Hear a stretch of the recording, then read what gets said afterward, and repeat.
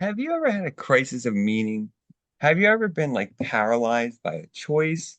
Maybe suffered that crazy thing called dread or angst? Well, you're in luck. Today we're going to talk about existential despair. This is the Existential Stoic podcast. I'm Dan and everybody. Randy, what's up, Randy? Yo, Danny. So you came up with the topic of existential despair. Do you I was, feeling despair?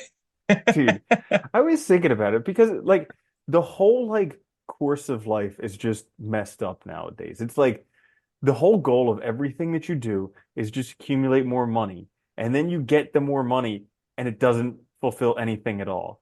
And it's just Yeah. like this endless hedonic treadmill that never ends. Dude, that's And there's no humanity. meaning. It's humanity, Yeah. dude. No meaning. Dude, I was just talking, it's funny, we were talking last night because Anna was like, she was like, God, they're putting AI in everything. Like, it's just ridiculous. Like, she was looking at a yoga mat that had AI in it, right? Like, what could that possibly serve? Oh my But God. I was like, don't you see the progression that they're trying to do? They're trying to put AI in these things. Then you're gonna have like a robot vacuum that talks to you and like tells you the weather. And eventually we're gonna work up the androids so we can have slaves. And it's like crazy, but that's like the progression.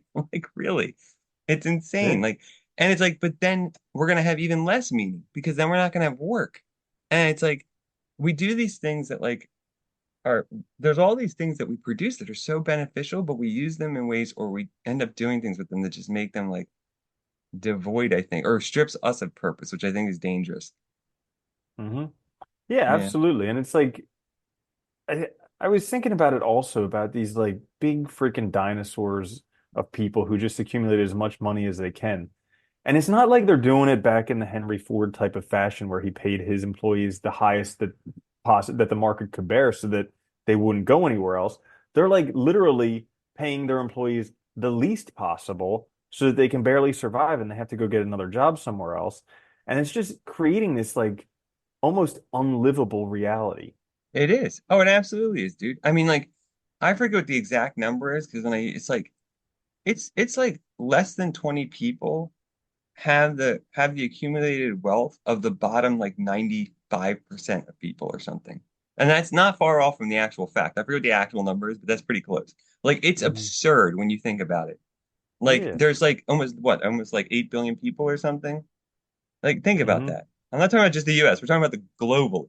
Like it's just Yeah. I think ridiculous. I think people need to start watching Les Miserables again and learn about the French French Revolution, I Revolution. know. Yeah, right. They were like, we are not messing around. We're cutting all their heads off.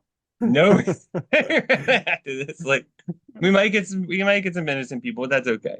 Cover our Yeah. bases, right? Remember Yeah, George Michael when he wants to get a French passport? He's like, I like the way they think. yeah. Like cousin dangereux. Anyways, It is. yeah, so No, it's I a was gonna. it's a tricky thing. Well, it is because we make meaning. Nothing's meaningful in itself or inherently. I mean, I don't think so. I think we But make also meaning. the things that gave us pleasure in a healthy way have all been stripped away, Yeah, yeah. Well, essentially. Like this a is while back, you were hungry and then you had to go and find some food or hunt some food or something. And the process of that was like a game that you played, and then it had the ultimate payoff because you would get to quench yeah. that hunger at the end. Now you just like push a button on an app, it gets flown to your house, and then you're just like, okay, I'll Well, just eat way too much food. do you know like Jean-Paul Sartre was like he had a falling out with Camus because Sartre was like very much into like Marxist humanism or humanist Marxist, however they say, I forget the phrasing is. But anyway, and it's funny, like Marx, that's what he was worried about in Das Kapital. That's what he talks about. Is like as when we transition from like doing things ourselves, creating stuff to selling our labor, we lost something that was like a crucial part of what gave our life meaning and value and purpose, which was solving problems, creating things on our own, realizing our powers in the world, and being connected to our labor through production. Like, there's a difference when, you make like, when you make something yourself, it feels good. It's unique. It's for you. But when you just go to work and, you do one little part of this large thing, it's like busy work. It's like, it's hard to see why you're even bothering. Or, when you have to work three jobs and you still can't even pay your bills, and then you're seeing on social media people with these $300 shoes and $500 million yachts and stuff. It's like, how can you even wrap your head around that? Well, the only redeeming quality of that is that I know from from meeting enough of them that they're all like miserable and suicidally depressed. This is the funny thing too, though. It's not like they're even happy, you know? Yeah. Like, God, if they were happy, at least that'd be something. You know, Hmm. like at least somebody figured it out. But like that's what cracks me up the most. It's like they don't even know what the hell. Like people just I think people make this assumption that if you have more money and stuff, you must know more. You must, you know what I mean? But you don't. Just like just like sitting on the Supreme Court does not mean you're smart or a good judge. No, Like at all. Doesn't mean no. anything. It just means But that you're good at accumulating money. It or doesn't you're good, mean, yeah, or you're good at yeah, it networking or doesn't mean you're whatever. Like, smarter, doesn't mean you're worth any more, nothing. Yeah. no. And that's, I think people forget this and like because we're taught to make all these comparisons. And I think this makes that existential like despair and just dread worse too, because I think it's like, when the existentialists talk about like that angst and that dread, focusing on that part of it, it's like when you're faced with decisions, that fear of like making the right decision for you, right? Like, and I felt that. I know you have too, right? Like when we were contemplating quitting our old jobs and switching careers, like that was a Hmm. scary moment because it's like your face is like, one, if I make this choice and switch careers and it's wrong, I'm screwed, right? There's that fear that I'm like throwing away all this stuff that I already built. On the other hand, it's like if I don't make that choice and stay, I'm already miserable, so I'm gonna be more miserable. It's like, yeah, that's that kind of paralyzing fear that can cause you not to make a decision because you realize like this defines me. It's Hmm. really serious. And I think so it is very hard to kind of like, I don't know, I think it gets harder and harder to make decisions when meaning is so just devoid of everything, just Yeah, gone it's from nebulous. everything. Yeah. Yeah, when there's no clear yes, which Yeah. is a really Yeah. tricky thing because a lot of times recently there's no clear yes. And then here's another thing. So like aside from life being having I don't know, whatever. But Whatever it is. whatever it is. So I like now there's like this anxiety epidemic sweeping across the world. Yeah. Okay. And I heard recently that uh unconscious anger, oftentimes in the form of rage, will manifest as anxiety. I could totally see that though. And People are and like, pissed, dude. dude, and like go figure. This is like probably 20, 30 years after political correctness started. When all of a sudden you couldn't think Oh, the way you wanted, you couldn't be the way you wanted, all of a sudden you had to stifle everything that was natural to you to appeal to everyone in humanity. And that causes insane unconscious anger. not only that, but what about the fact that like you have generations of people, especially in like our country, who have done what they were told to do that would make them successful, go to college, come out with egregious debt that they can't even afford, faced with a world where they can't even buy a house, get a car, can't even do the things that their parents could do when they were like 10 years younger than them. Like, Hmm. I think that's a huge part of it is like we've made it so hard. We've made it so unnecessarily hard to live when it should be the easiest time to live. Because it meant, and that's the weird, and that's also, I think, the thing that's like causes so much anxiety and also despair is like on the one side, it's like it is the easiest time to live. Like you can Hmm. see that. Like, we have healthcare, all this stuff that's like good. On the other But hand, is it's it like, really living?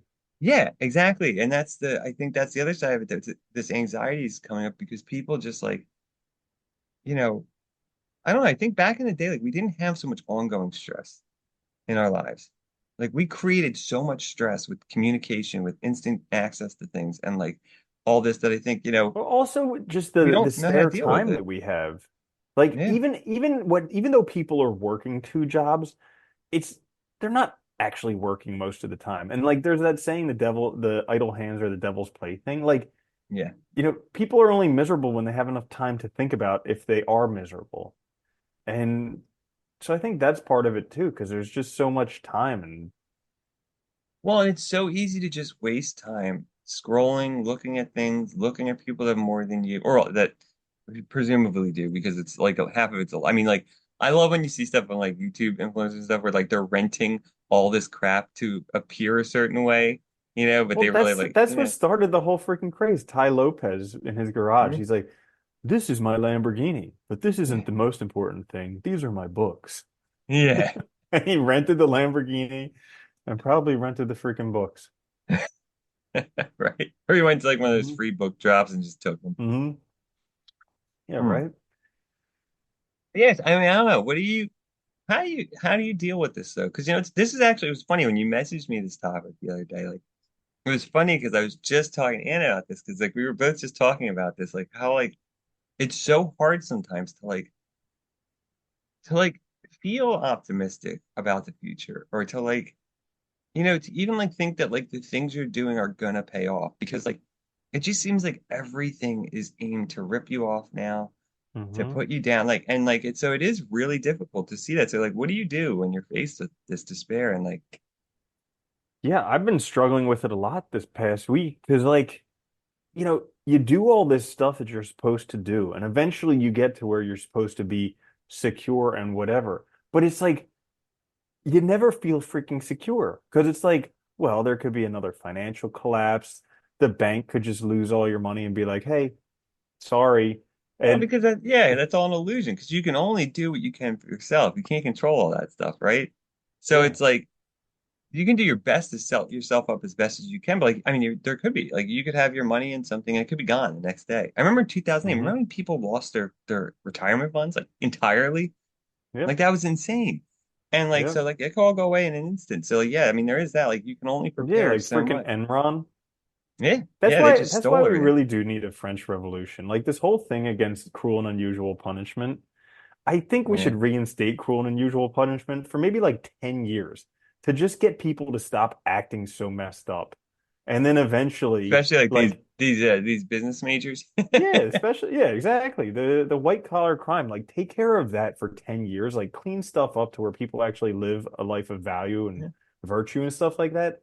And then, yeah, we can go back to no cruel Well, and it's unusual like, dude, punishment. like, I mean, like, come on, like the fact that like God, when I was like adjuncting, making, you know, not that much money, and I was paying more taxes than Bezos. It's like, and Hmm. it's like, and yet, how much are they using the roads, for infrastructure, all that stuff that they're destroying, and they're paying nothing? Like, so Hmm. it does seem really wildly unfair, and it's hard.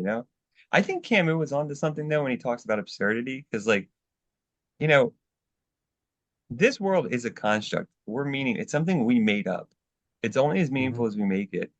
And I think sometimes it is important just to like see it as absurd and realize that like it is absurd. Like you can only create meaning for yourself so much.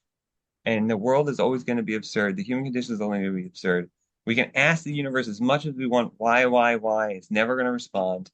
Like, and I think there is something to that, that like maybe is that the right response? Just like, this is absurd. I'll just do the best I can for myself and do what's right for me because there's nothing else I can do, you know? Yeah. It's a really tricky question. I have no idea how to deal with existential despair. Because I think you just Well, they have to all give us stop. different responses too. That's funny. Yeah. They weren't in agreement. Like I really think you need to go back to like you can't look at any type of modern goal of good living because that's all broken. Like it's just crazy how I think it was like Because our modern in notion Steve of good Jobs, living is just like buying crap and right? having more crap and being able to compare ourselves to other people and be like, I got more stuff, therefore I'm more valuable. Yeah.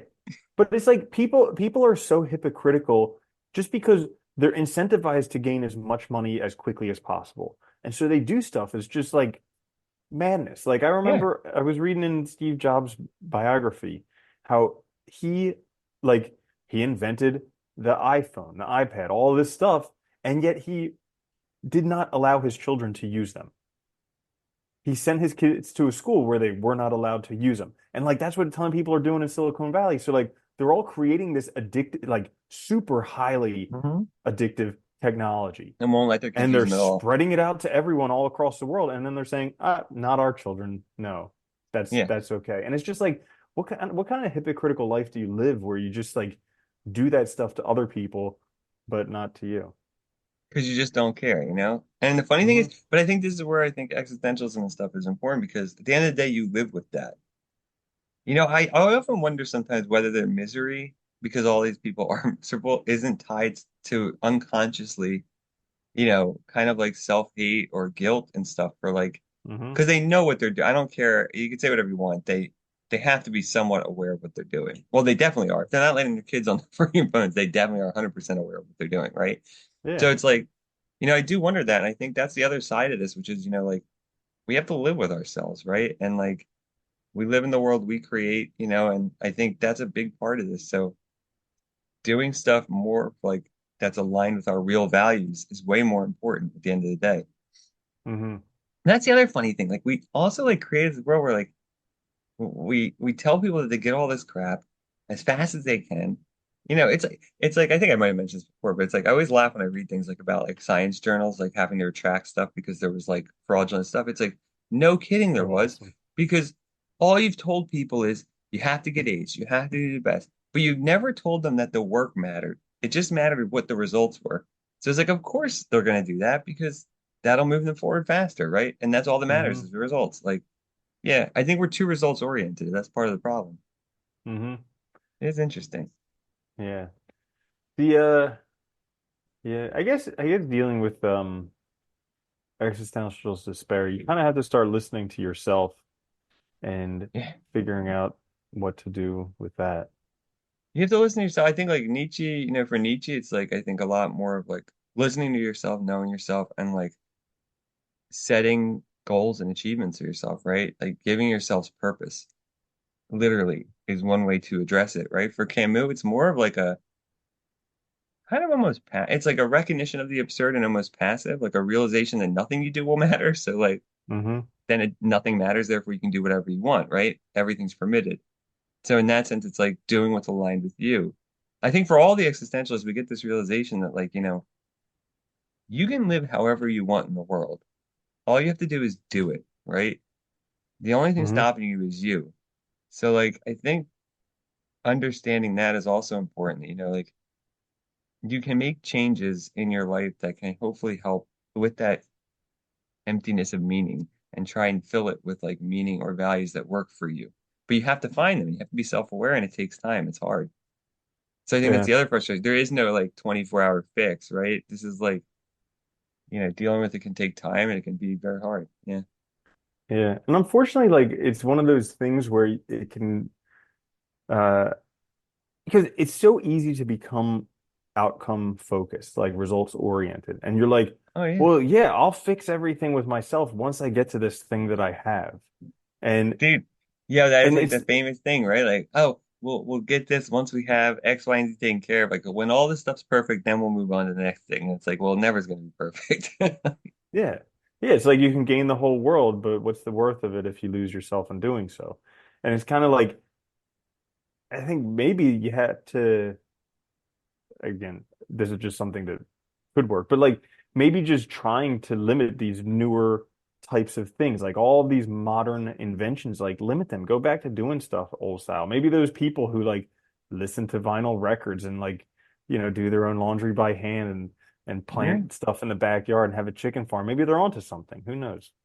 Well, I mean, that's the funny thing is there's so many different examples of how to live, right? You still have monks, there's still some indigenous tribes living, in ways that are like for us very outdated, but that's still working for them. Like, like other than the encroachment of the, modern world on them, I guess. But, it's crazy. There's so many other ways that always fascinated me was like, we've made the world this way, but it could be totally different. Like, this doesn't have to be the way it is. But it's by default. Like, it was this way when we got here, so now it's this way kind of thing, Like, Hmm. it's kind of interesting when you think about that we can remake it into anything we wanted. And so you have to wonder, like, why this system? Because money's so funny because it's like it's such an empty thing.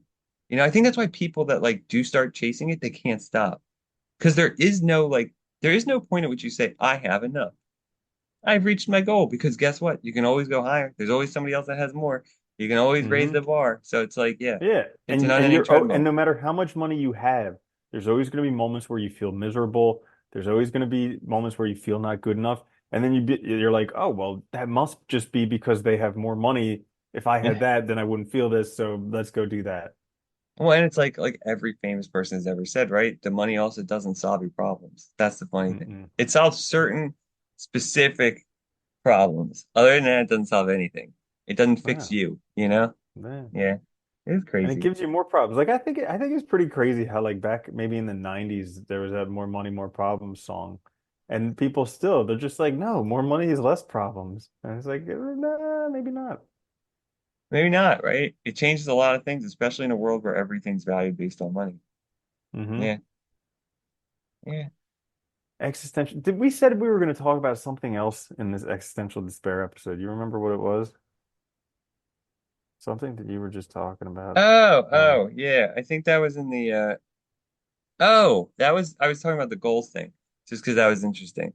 oh yeah, yeah, yeah. Yeah, I can mention that. This That could be another way to not have actually, this some is a helpful despair. method. Yeah, is like when you're trying to like we've both done this a lot. When you're trying to like change things or make the right decision, like both of us have a habit of writing down goals in journals, and like making lists. Because I think it is a helpful way. They say like, I've always read that like you're 40% more likely to accomplish things if you write them down.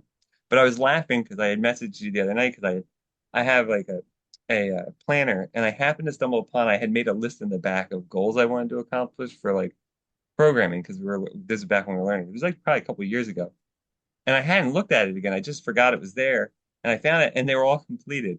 And I was like, it's kind of funny because like the more I do that, the more I write down lists of things I want to accomplish, which gives my life meaning because it gives me purpose.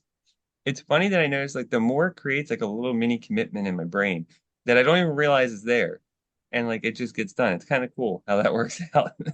Yeah, that's awesome. Because I mean, that's probably like the closest thing you could actually do to doing something for your own survival is giving yourself goals that are valuable for yourself and then ticking them off. Yeah. It's like one of the hardest things to do living in this world, I think, because like that impulse to conform is so strong, right? To be like everybody else. And I think like that's one thing I always loved about the existentialists is they all point out like it is hard to be yourself. That's like one of the hardest Hmm. things to do because it means being alone. Because anytime you interact with other people, they want you to be like them.